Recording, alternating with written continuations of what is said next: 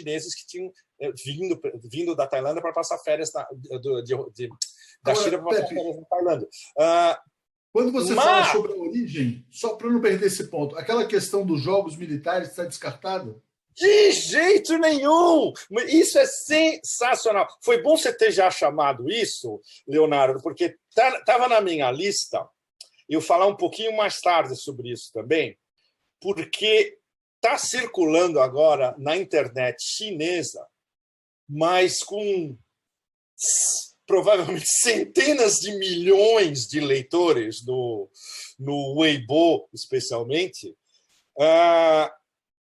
é uma espécie de... É um texto muito bem fundamentado e bem estruturado, pedindo para o governo americano pedir explicações. Desculpe, pedindo para o governo americano dar explicações sobre o que rolou nos Estados Unidos quando eles fecharam o laboratório de Fort Detrick em julho, que não era considerado, como é que chama? Safe, seguro. Tinha riscos de vazar patógenos para todos os lados, literalmente. Os jogos militares em Wuhan, que foram de dia 18 a 27. Do dia 18 a 27 de outubro, essa delegação de militares americanos que veio para os jogos, olha que duas informações super importantes. Eles treinaram nos Estados Unidos bem perto do Fort Detrick. Fort Detrick fica em Maryland.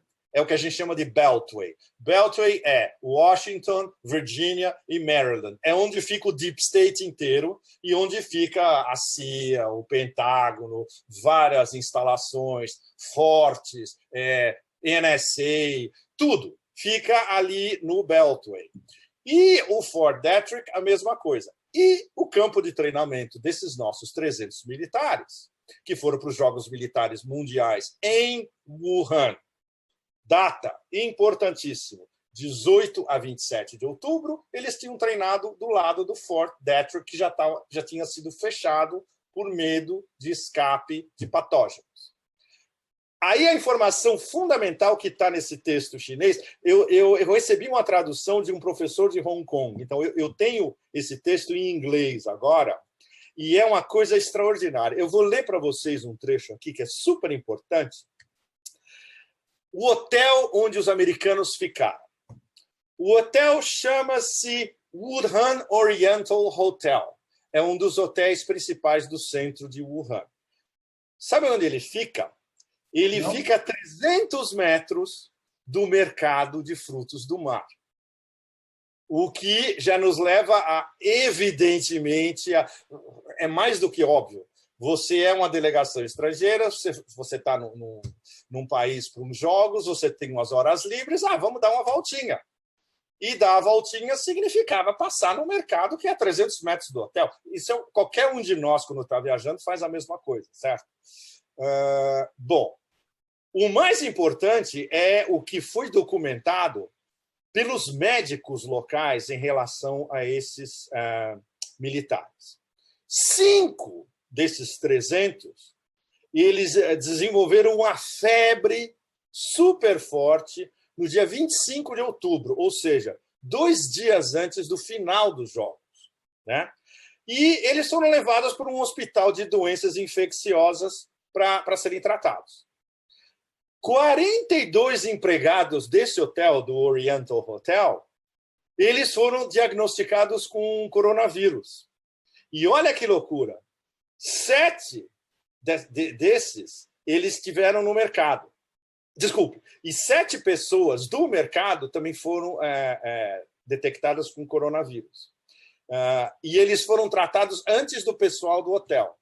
Então, você pode fazer uma ligação entre os militares que ficaram doentes, os militares que foram passear no mercado, o pessoal que foi infectado no mercado, o pessoal do hospital que os tratou, que foi infectado também.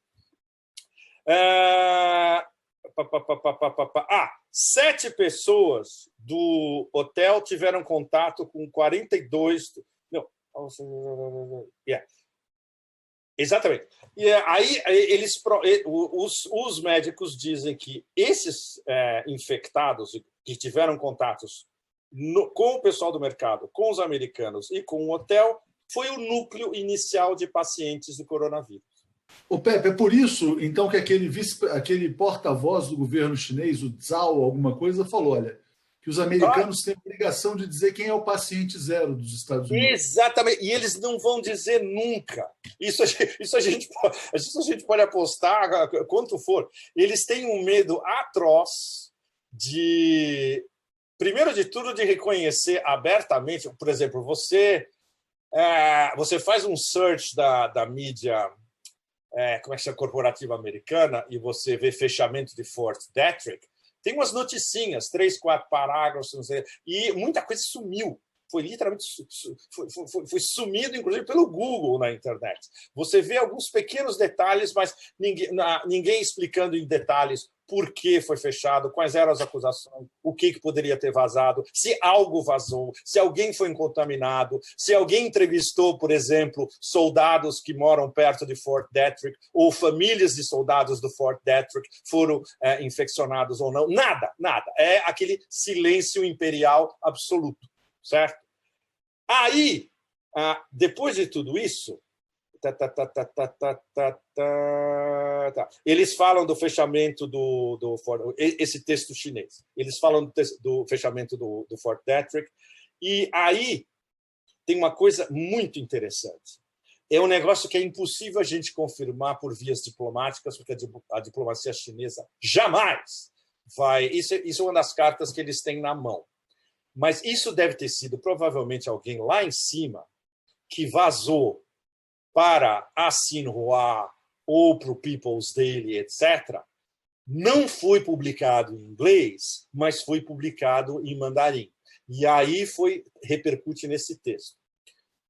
O Mike Pompeo, secretário de Estado, que todas as suas coletivas fala do vírus de Wuhan, ele começou a falar do vírus de Wuhan e o Trump começou a falar de vírus chinês.